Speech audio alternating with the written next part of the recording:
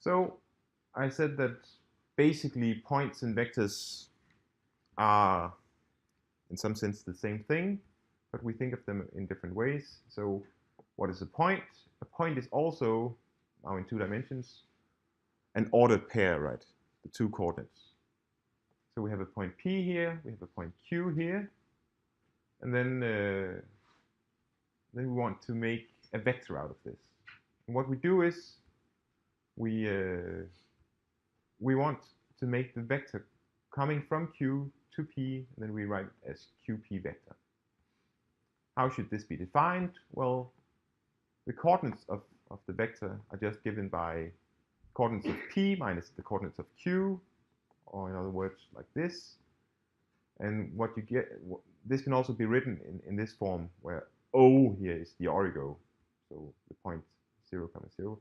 So notice that here I actually have written drawn a coordinate system.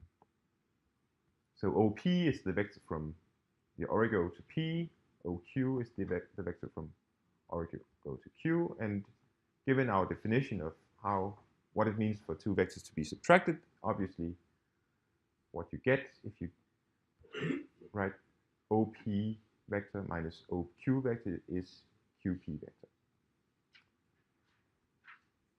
So if you want to think what it means for two vectors to be subtracted, one could also try to illustrate this geometrically.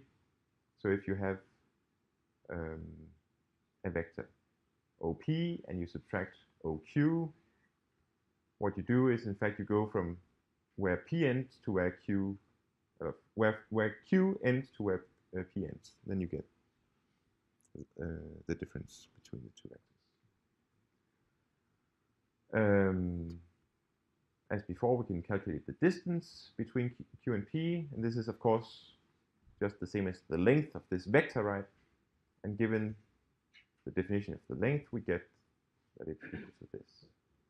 So here's an example. We have this vector QP, that's 3, 2 minus 3, 4, 6, 2 minus 3, 4, which is 3, minus 2, and the length is this.